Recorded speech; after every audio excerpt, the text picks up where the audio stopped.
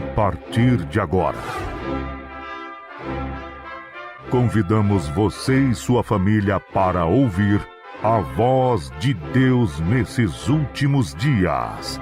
Uma programação da Igreja Evangélica Tabernáculo do Deus Vivo.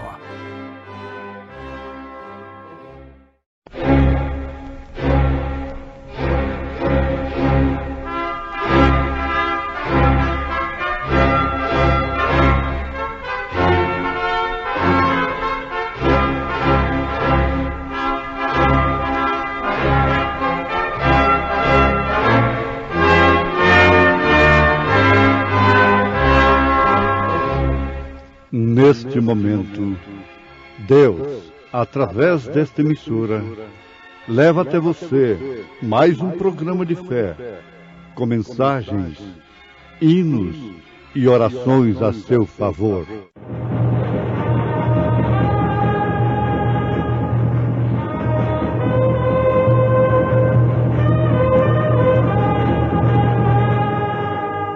Fé para vencer.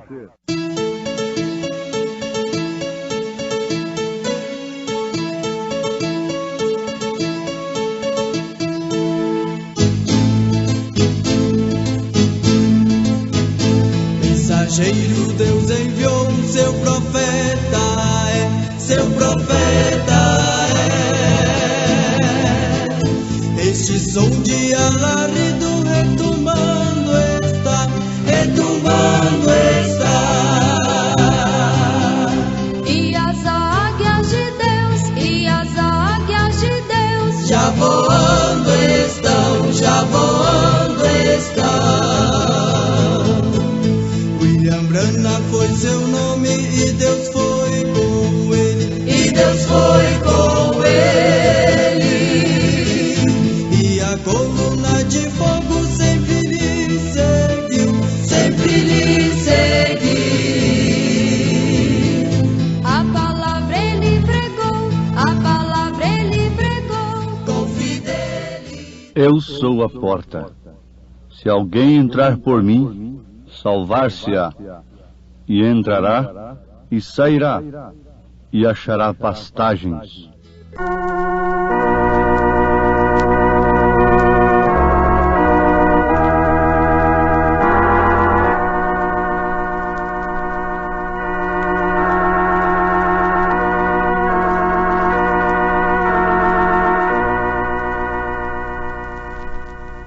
A consolo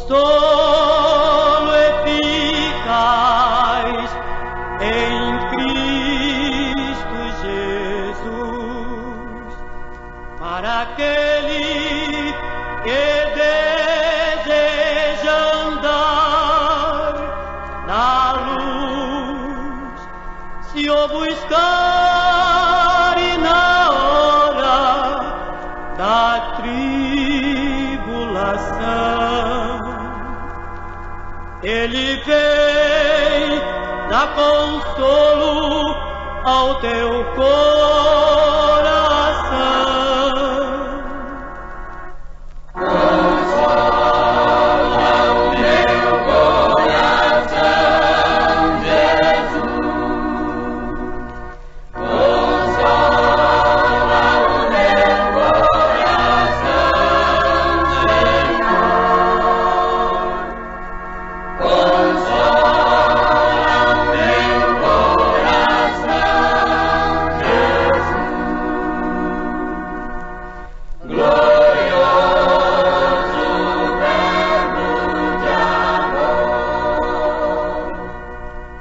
Na luta ou na paz, na bonança também, em Jesus, um amigo perfeito tens. Ele nunca despreza quem a Ele ansioso e contrito, a lhe pedir.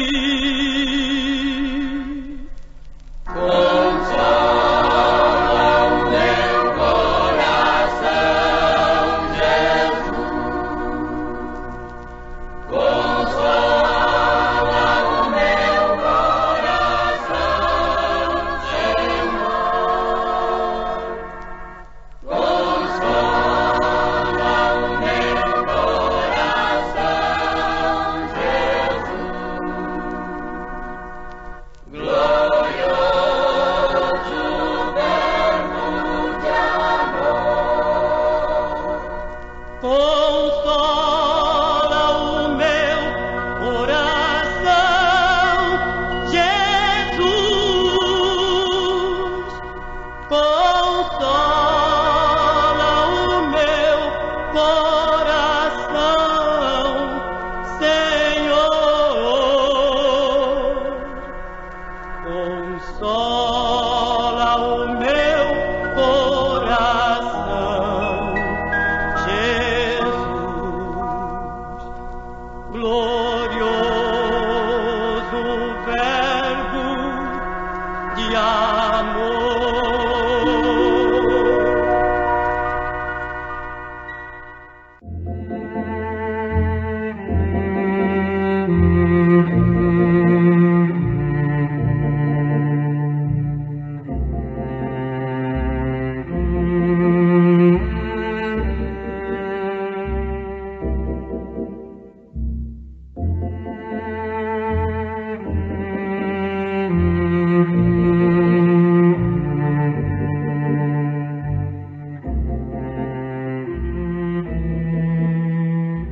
Eu sou a porta. Se alguém entrar por mim, salvar-se-á, e entrará e sairá e achará pastagens. São João capítulo 10, verso 9. Lembremos-nos nesse instante que há somente duas religiões, uma verdadeira e a outra é falsa. Em São Mateus capítulo 7, Jesus confirma isto. Ele mostra somente duas portas. Uma é larga e é espaçosa, é fácil para os homens, mas conduz à perdição. A outra porta é estreita. Essa porta é o próprio Jesus Cristo. O caminho espinhoso, ele disse, eu sou o caminho. Mas conduz à vida eterna. Ele diz, eu sou a vida. E Jesus Cristo é a porta, é o caminho, é a vida. Em São João capítulo 10, versículo 9, ele se identifica. Eu sou a porta. Ouvintes, conforme temos meditado, a falta de conhecimento das profecias, por revelação divina do Espírito Santo, notem isto, não somente no intelecto, porque os sacerdotes tinham conhecimento das profecias do Velho Testamento, mas eles não tiveram revelação do cumprimento daquelas profecias, do dia e a hora em que elas se cumpriam. Eles podiam responder tudo na literatura, no intelecto, na mente, apenas no papel, como eles responderam ao rei Herodes. Mas eles não tinham o dedo indicador para dizer isto está se cumprindo agora. Na verdade, Caifás profetizou, dizendo, está escrito que um homem deve morrer pelo povo. Ele estava profetizando, na verdade. Mas ele não pôde indicar ao povo que ali estava o Messias, o Cordeiro de Deus. Portanto, quem seguisse ao sumo sacerdote naquele dia, cairia com ele no buraco de rejeitar o Messias, o Salvador. Haviam 109 profecias, as quais se referiam à vinda de Cristo. Se cumpriram exatamente durante a sua primeira vinda. E eles não perceberam, por intermédio de nenhuma delas, das 109 profecias que eles tinham a respeito da primeira vinda de Cristo. Eles não perceberam, por nenhuma delas, que ali estava Jesus Cristo. Mas para que analisarmos o passado que está há quase 2000 anos atrás? Oh, isso é importante. Porventura não estaríamos incorrendo no mesmo erro, na mesma cegueira, no mesmo abismo em relação à sua segunda vinda? Ela seria precedida por um profeta, como a sua primeira vinda foi precedida. A segunda vinda seria precedida, como a primeira vinda foi precedida por um precursor. Agora, eles não puderam ver nem o precursor, nem tampouco o precursado, nem tampouco a Cristo. E isto se repete da mesma forma. Todo o ensinamento do Novo Testamento está fundamentado no assim diz o Senhor da palavra profética.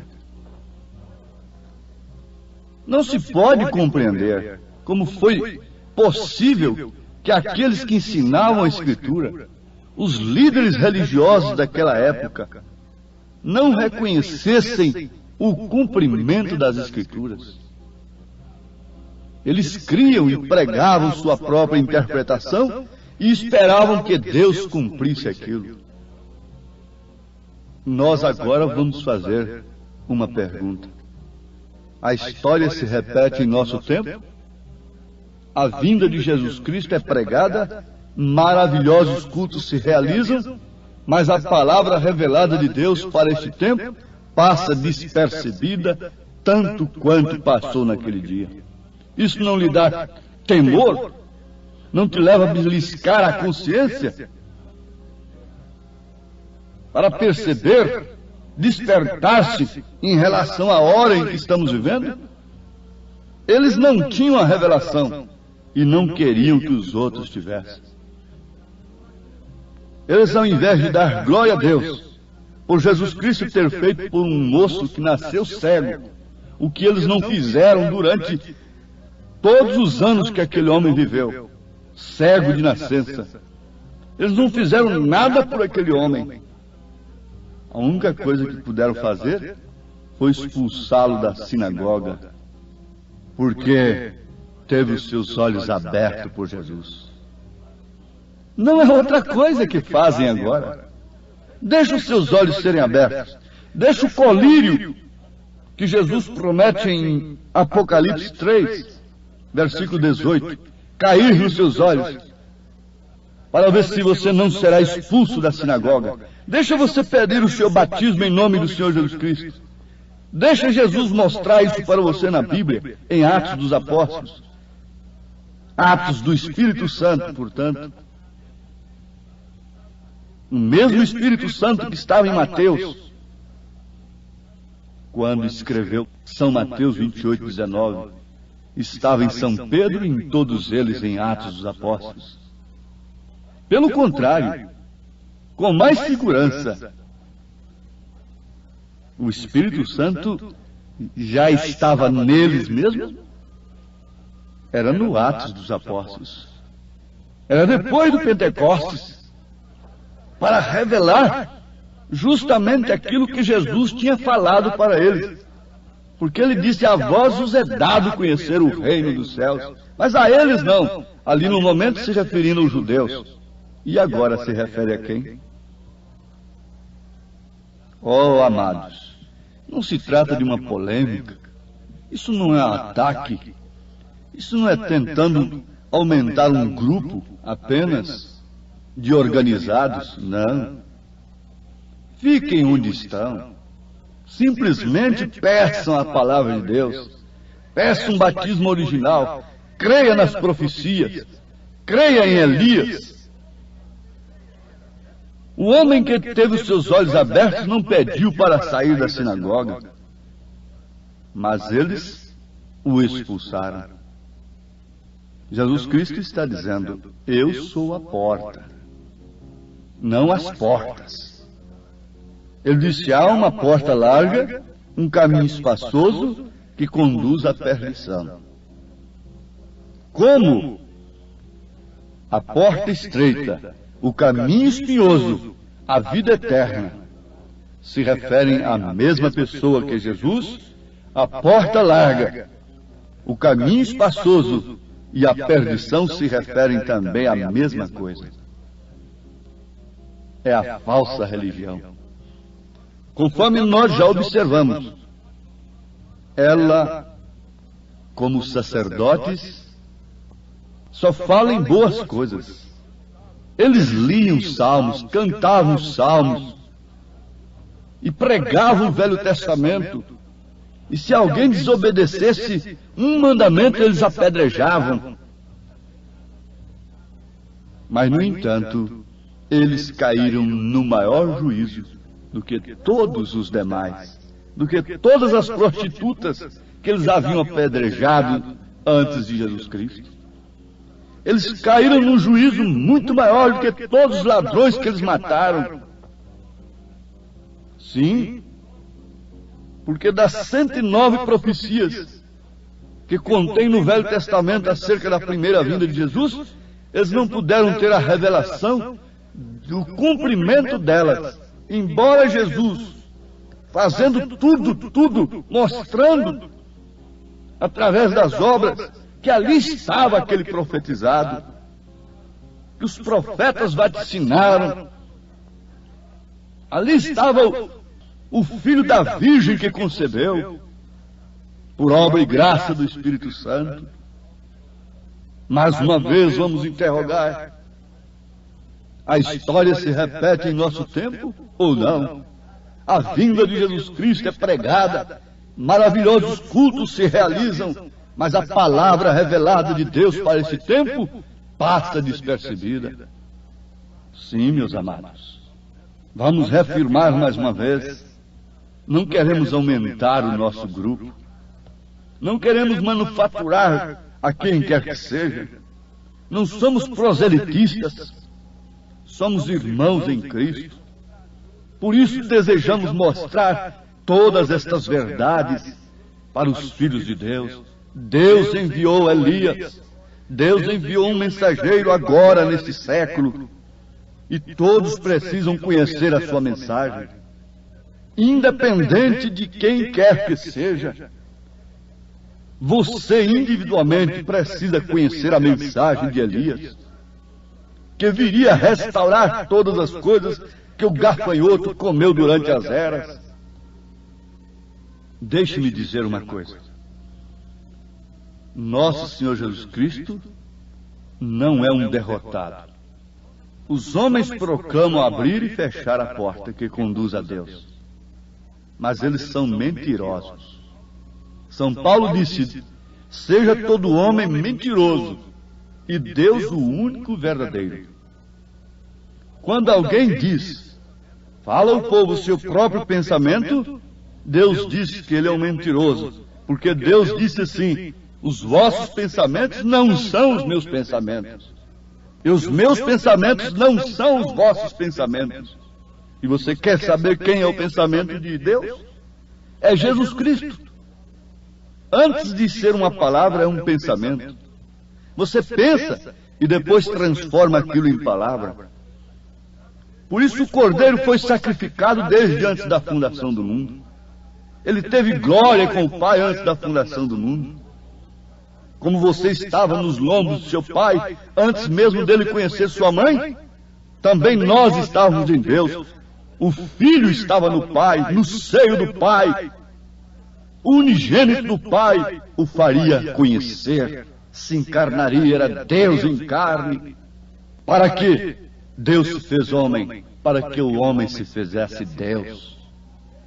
Não há nenhuma porta aberta por quem quer que seja. Ele disse: eu sou a porta. Não há nenhuma porta aberta a não ser Ele que possa conduzir à vida eterna. Ele não teve nenhum interesse de reinar sobre os homens aqui na terra. Pilatos, César, Herodes, naturalmente tinham os seus investigadores, os seus secretos para examinar as reuniões que tinham por ali. E, logicamente, seus mensageiros investigaram as reuniões de Jesus. E, possivelmente, um dia, um detetive daquele chegou a Pilatos e disse: pode ficar tranquilo, O homem fez um grande milagre. Multiplicou pães. Uma coisa tremenda. E, na verdade, milhares de pessoas estavam, 5.000 homens, sem contar mulheres e crianças. Porque a mulher não entrava nem na estatística naquele tempo. São João capítulo 6. E o senhor sabe, seu governador, o povo queria fazer dele rei, mas ele se retirou do meio do povo. Ele não aceitou. São João capítulo 6, versículo 15. Sabendo, pois, Jesus que haviam de vir arrebatá-lo para o fazerem rei, tornou a retirar-se, ele só, para o monte. São João capítulo 6, versículo 15. Então não havia motivo. Pilatos não teve motivo contra Jesus. Como um representante, um nomeado de César, Herodes não teve motivo contra Jesus. Mas os sacerdotes tiveram. Ninguém tem motivo contra uma mensagem bíblica verdadeira nesta era, mas alguém tem.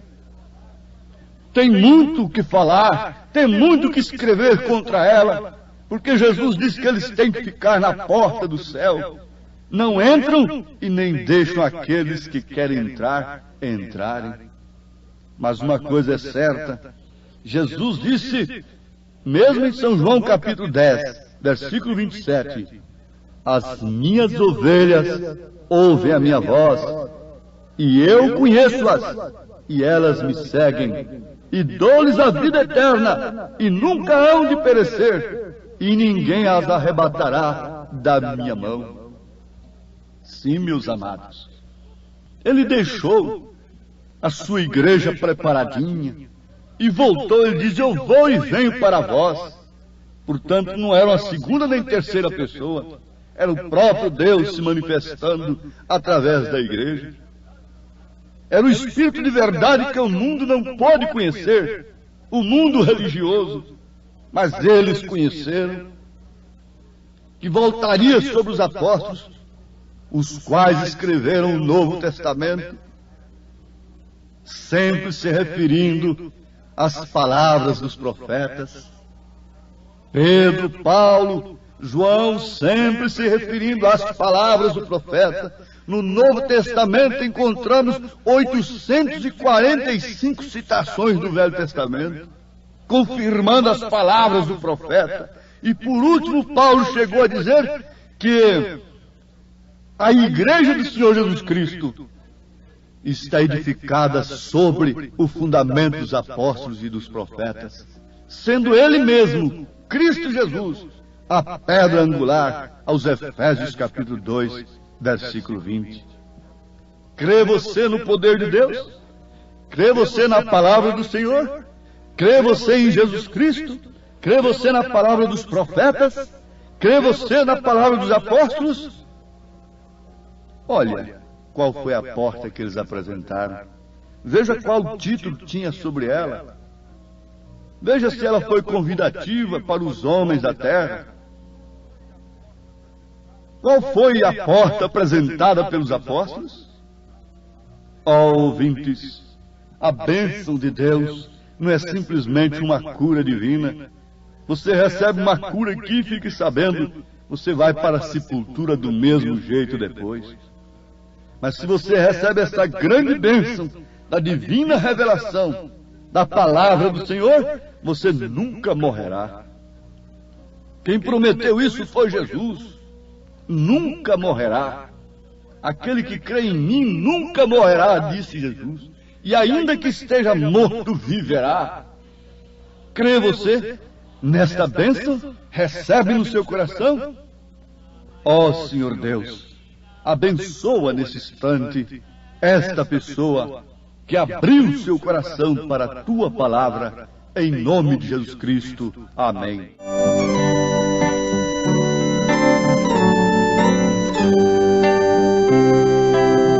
Vamos, irmãos, caminhando,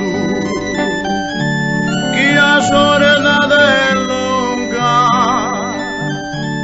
com coragem lutando, chegaremos fim. Vamos, irmãos, caminhando,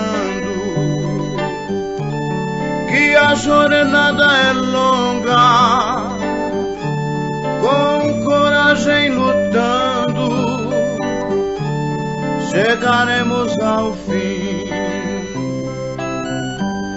É seguindo a Jesus que teremos vitória, acabando a carreira, chegaremos à glória. É guardando a fé que uma vez nos foi dada, nos aguarda a coroa que há muito foi preparada.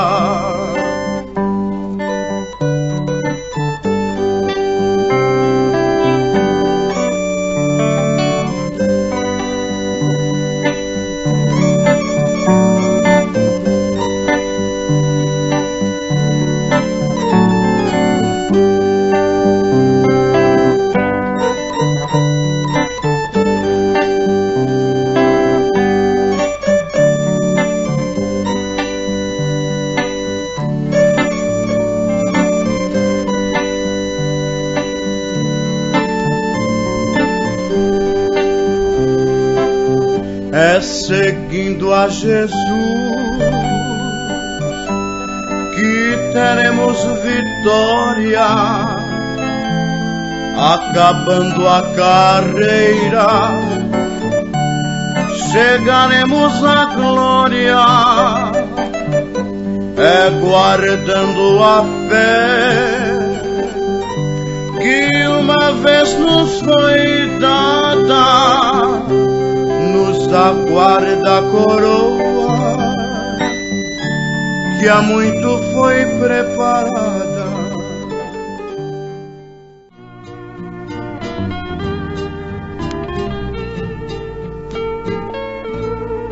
Eu já viajei por estradas desconhecidas, fui caminhando até chegar ao final.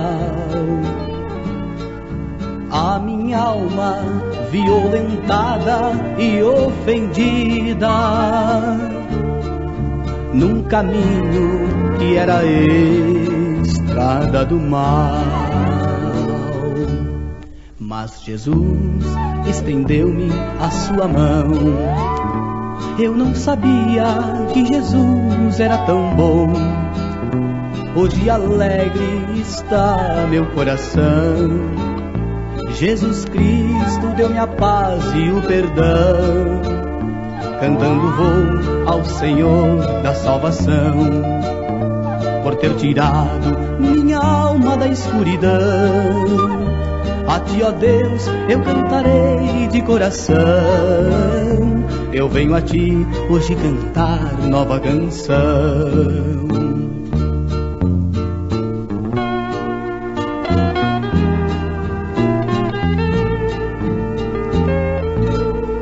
Andei por montes e vaguei pelos desertos, sempre fugindo da presença do Senhor. Os meus caminhos pareciam-me tão certos, não compreendia que era um pecador. Mas Jesus estendeu-me a sua mão. Eu não sabia que Jesus era tão bom. Hoje alegre está meu coração. Jesus Cristo deu-me a paz e o perdão. Cantando vou ao Senhor da salvação, por ter tirado minha alma da escuridão. A ti, ó Deus, eu cantarei de coração. eu venho a ti hoje cantar nova canção, uma nova canção.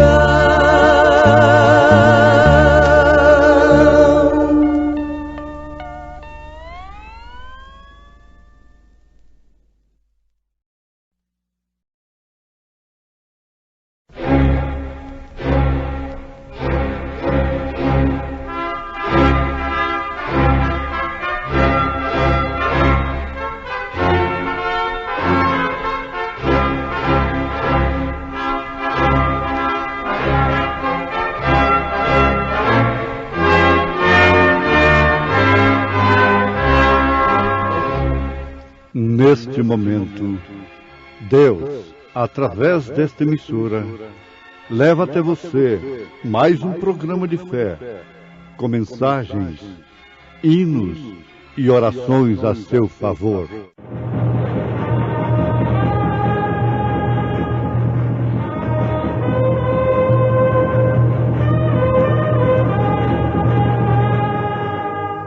Fé para vencer.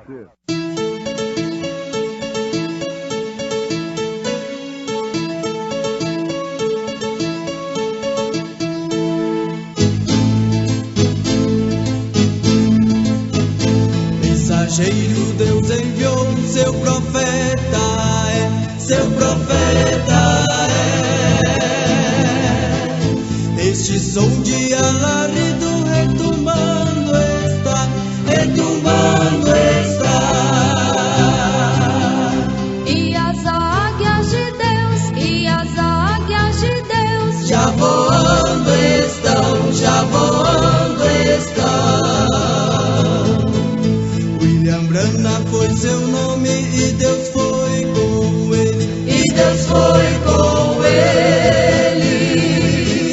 E a coluna de fogo sempre lhe seguiu, sempre lhe seguiu. A palavra ele pregou, a palavra ele pregou. Com fidelidade. Tende cuidado para que ninguém vos faça presa sua por meio de filosofias e vãs subtilezas, segundo a tradição dos homens, segundo os rudimentos do mundo e não segundo Cristo, porque nele habita corporalmente toda a plenitude da divindade.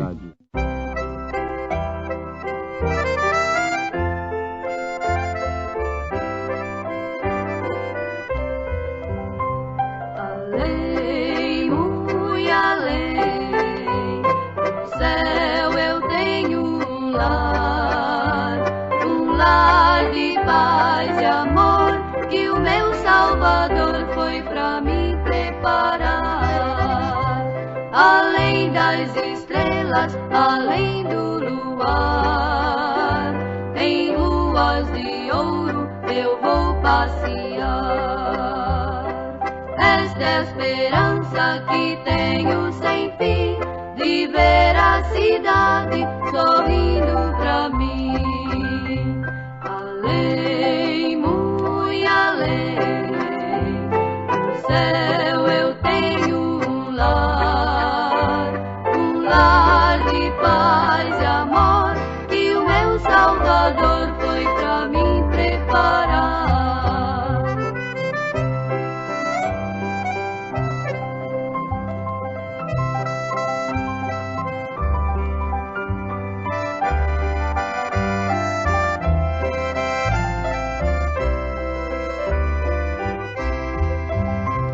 Além das estrelas, além do luar, em ruas de ouro eu vou passear.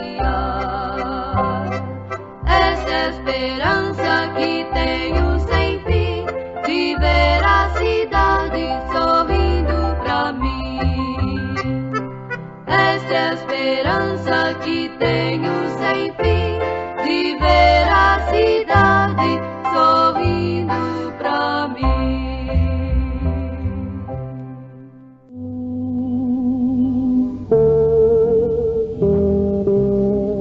Na carta aos Colossenses, capítulo 2, versículo 8 e versículo 9, nós encontramos o cuidado de São Paulo em prevenir a igreja para que ela não se tornasse presa daqueles que, por meio de filosofias e vãs subtilezas, segundo a tradição dos homens, segundo os rudimentos do mundo, e não segundo Cristo, procurariam fazer da igreja sua presa. Devemos ser presos, sim, mas presos de Cristo. Ouvintes, os demônios procuram sempre enganar as pessoas, pois eles sabem que nos homens existe aquela ansiedade, existe o desejo de cultuar a Deus, de satisfazer esta parte. Mas é como se aquilo fosse apenas uma parte de sua vida e com aquilo como uma obrigação. Caim manifestou o desejo de adorar a Deus. Talvez ele teria sido mais feliz se não tivesse prestado nenhuma adoração a Deus, do que prestar uma adoração que não combinava com a revelação, com o plano de Deus, com o culto de Deus. Melhor fora que ele não prestasse nenhuma adoração do que prestar uma adoração errada, sem revelação. Mas ali estava, ele era preso de um espírito religioso. Ele era preso de um espírito religioso, entendam isto. O que acontece com muitas pessoas nesses dias, que são presas de um espírito religioso, o que não combina definitivamente com o Espírito Santo. Devemos ser presos de Deus. Quando Paulo saiu para o deserto da Arábia, ele não tinha nada, absolutamente nada, do que ele entregaria para a igreja. Isto mostra que Gamaliel não pôde lhe oferecer coisa alguma que alimentasse a igreja de Jesus Cristo. Ele não aprendeu coisa alguma, porque caso contrário, ele não teria que ir para o deserto, ouvir de Deus, diretamente de Deus, aquilo que ele deveria entregar para a igreja. Ele voltou de lá totalmente livre de todo arrazoamento eclesiástico e voltou de lá sabendo unicamente a palavra de Deus. E teve a palavra escondida até que se converteu num prisioneiro. Então ele regressou de lá atado com as cadeias do amor. A sua atitude diz, o seu ministério diz, tenho perdido toda a minha experiência do instituto e agora sou prisioneiro de Jesus. Amém. Filemão, meu irmão, agora sou prisioneiro de Jesus Cristo e só posso falar o que Ele me mostra. Eu não posso falar outra coisa a não ser aquilo que Ele me mostra. Nos faz lembrar nesse instante daquela mãe que mandou seu filho para um seminário lá na América do Norte. E ele ficou por lá mais ou menos uns 4 anos sem ver a sua mãe. Nesse ínterim, ela adoeceu e já estava desenganada dos médicos. E os seus vizinhos, que tinham uma fé pentecostal, os nazarenos, chegaram ali e disseram: olha, o nosso pastor é um moço muito abençoado e Deus tem respondido às suas orações. A senhora quer que nós o tragamos aqui para orar para a senhora? Ela aceitou. E ele chegou ali e leu Marcos 16, a partir do versículo 15 em diante. E ela foi curada. Ele impôs as mãos, porque ali está escrito: e porão as mãos sobre os enfermos e os curarão. Quando ele orou, ele impôs as mãos sobre aquela senhora e ela foi curada. Passado o tempo, seu filho chegou, muito alegre. Agora era doutor em Deus, podia pregar Deus agora, porque havia aprendido muito. E ela foi dar o testemunho para ele: meu filho, durante este tempo, eu quase morri. Os médicos já não podiam fazer mais nada por mim. E estes irmãos aqui, das montanhas aí, vieram aqui e me trouxeram o seu pastor, e ele leu Marcos 16, onde Jesus disse: porão as mãos sobre os enfermos e os curarão. E ele impôs as mãos sobre mim, meu filho, e eu fui curada. Por isso você encontrou a sua mãe ainda.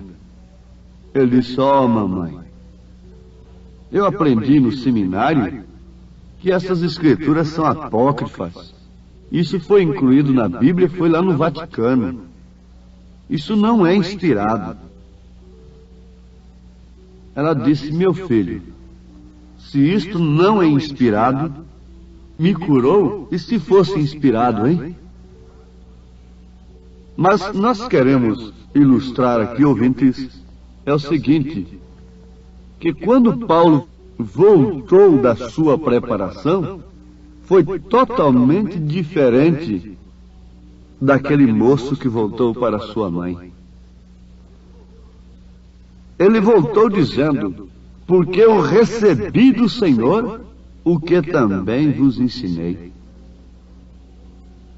Ele voltou dizendo que não havia recebido de homem algum, mas sim de Deus. Ele voltou dizendo que o seu ministério era confirmado com prodígios e maravilhas, com sinais, prodígios e maravilhas. Ele voltou como um preso de Deus, não como preso de uma organização, não como preso de um ismo acerca de Deus. É o que os homens bem intencionadamente têm feito. Têm feito prisioneiros de seus credos, de seus dogmas, ao invés de fazerem prisioneiros de Cristo. Os homens só podem servir a Deus através de seus credos, através de seus meios. Não há um meio comum, não há um meio unânime, não há um mesmo parecer, um mesmo sentimento. Chocam-se entre si quando a Bíblia é uma só, quando a palavra de Deus é uma só. Agora, o que é que Deus está necessitando nesses dias? É de homens comprometidos com tal ala, com outra ala tal? Não. Deus está necessitando de prisioneiros seus nestes dias. Tem que nos fazer prisioneiros de sua vontade. Alguém diz: ó, esta mensagem é a Bíblia pura, mas não é da minha denominação. Eu não posso aceitar. Que coisa absurda! Que julgamento virá sobre aquele pregador tão instruído e dizer: esta mensagem é Bíblia pura, mas eu não posso aceitar porque não é da minha denominação. Deus quer prisioneiros é de sua vontade. Seja feita a tua vontade, assim na terra como nos céus. Deus está precisando de homens que possam falar somente sua palavra, sem adicionar nenhum pensamento humano. Falar simplesmente aquilo que Deus fala. Assim foi com São Paulo. Não lhe importava todo aquele conhecimento intelectual que havia adquirido, porque agora ele conhecia a Deus por revelação, não por intelecto. Sim, Senhor, alguém me diz um dia, muito amigavelmente, eu te conheci ainda menino. Eu pude pôr a minha mão na sua cabeça quando você ainda era criança. Eu conheço a Deus muito primeiro do que você. Certo?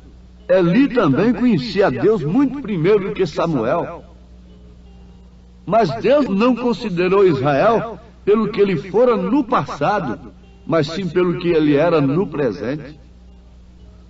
Deus não deixava que Israel se livrasse do inimigo simplesmente porque um dia ele esteve sob a liderança de Moisés, como ele o livrou quando estava sob Josué. Se Israel saía fora da palavra, então ele se tornava prisioneiro do inimigo, prisioneiro dos filisteus. E a maneira correta de Israel se livrar dos inimigos era sempre a mesma, era voltar para a palavra de Deus. Não tinha outra maneira. Podia levantar Balaãos de todos os lados, podia levantar profetas Zedequias de todas as maneiras, Ananias de todas as maneiras, mas não adiantava.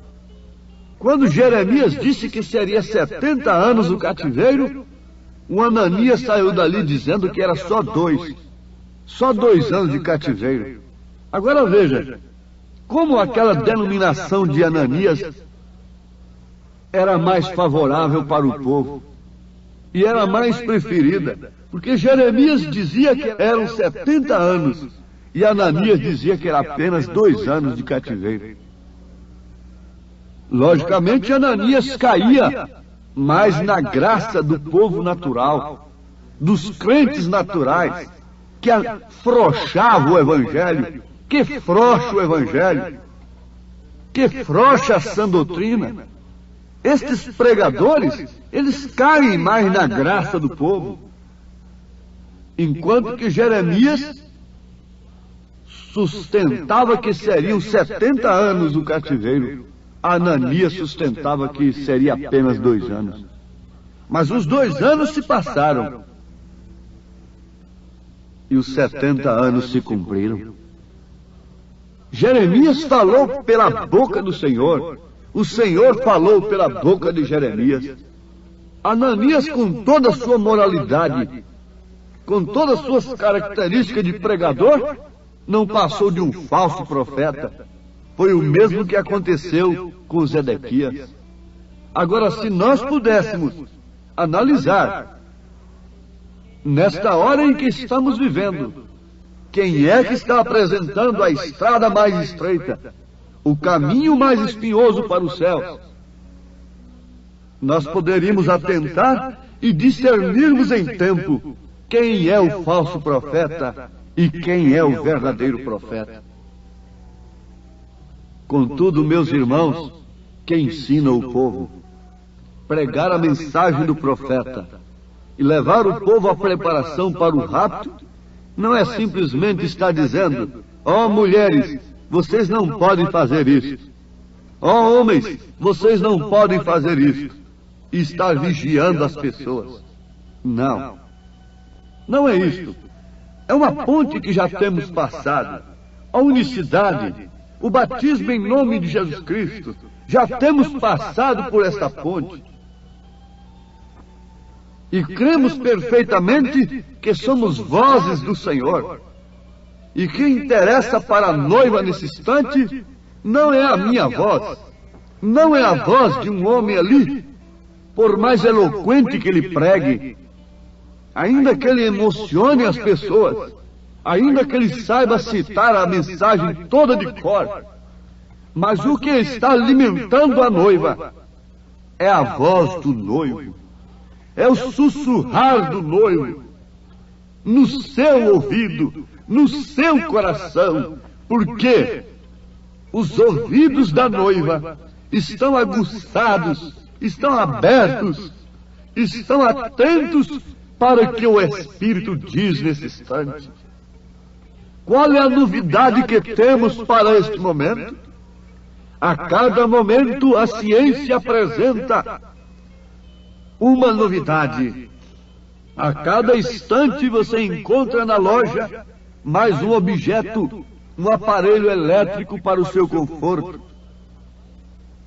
A ciência está a cada dia mais se evoluindo, a cada instante, e nós estamos vivendo numa contagem regressiva para o fim. Estamos no fim, temos chegado no tempo do fim. O homem tem subido a uma altura que ele não pode subir mais. Ele não pode ir mais além do que ele tem ido. Simplesmente agora ele tem que usufruir com certo desespero aquilo que ele tem alcançado. Por que digo desespero? Porque o que ele tem alcançado no campo da ciência não solucionou os seus problemas fatigantes, angustiantes, desesperadores. O vício aumenta a cada dia. As tragédias aumentam a cada instante.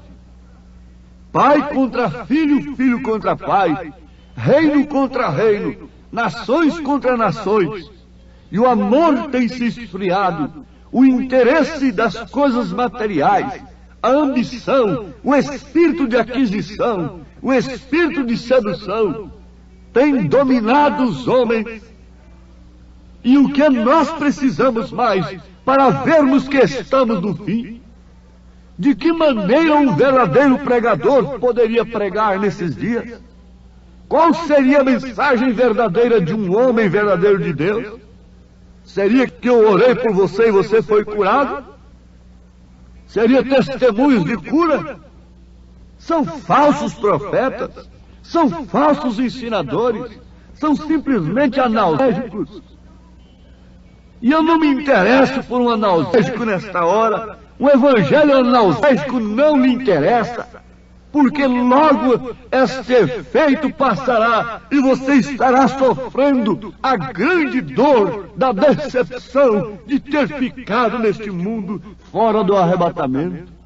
Há de fato um oásis de amor, há de fato uma fonte de água viva fluindo do ventre daquele que tem o Espírito Santo. Mas isto não pode ser outra coisa senão a palavra de Deus fluindo do meu ventre, fluindo do seu ventre, e a vida vivida, Cristo manifestado em você, porque nele habita corporalmente toda a plenitude da divindade. Estou preso do Senhor, você é presa do Senhor, você é preso de Deus, da sua palavra, não desses contos de carochinha. Você não está preso simplesmente numa saúde do físico. Este sim é o verdadeiro oásis do amor. É beber da água da vida. É olhar para cima e ver que a nossa redenção está próxima. É olhar para cima e ver que Ele está se manifestando à sua noiva. E ela está com os seus olhares para Ele, fixados nele, sem desviar a sua atenção, nem para a direita nem para a esquerda, porque Ele é o alvo principal daqueles que vão subir. Caminhando nestas braças, desertas amor, minha alma sequiosa, um oásis encontrou. Vem depressa descansar em Jesus o Salvador. Vem beber da água viva do oásis do amor. Firme-se na confiança do Senhor, na sua palavra, e viva o que você tem crido nesse instante, e é o suficiente. Somos vozes de Deus, vozes do Senhor nesses dias. Você tem sintonizado a voz de Deus, no seu coração, e por isso seu alvo principal é o arrebatamento. Deus lhe abençoe em nome de Jesus Cristo. Amém. Ouve, amigo, que triste vagueias, sem ter de Jesus salvação. Uma voz meiga e doce te chama, porque fechas o teu coração. A voz te chama suavemente, abre agora a porta do teu coração. A voz te chama com insistência, pois em teu coração quer habitar. O perdão Jesus Cristo oferece, oh, quão grande foi seu amor. Sobre a cruz o seu sangue vertendo, tornou-se o teu Salvador. A voz te chama suavemente, abre agora a porta do teu coração. A voz te chama com insistência, pois em teu coração quer habitar.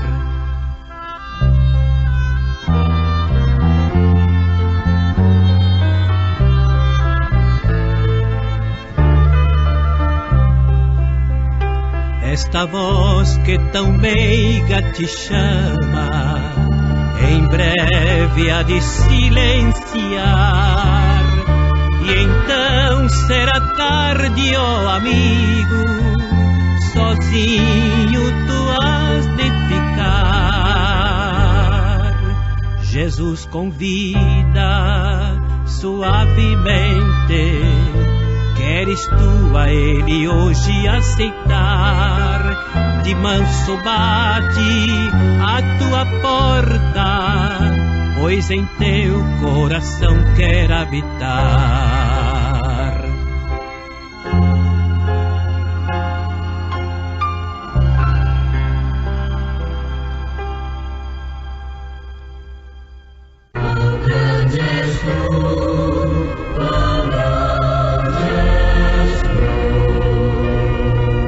Senhor meu Deus, quando eu maravilhado fico a pensar nas obras de tuas mãos, no céu azul de estrelas fonte. Fomos mais uma vez abençoados com esta programação. Convidamos você e sua família para estarem conosco amanhã neste mesmo horário, na rádio Shekinah FM 107.1. Nossos cultos são realizados na Igreja Tabernáculo do Deus Vivo, quarta e sexta-feira às 19 horas, nos domingos às 8 e às 18 horas. Maiores informações, acesse avozdosinal.org.br.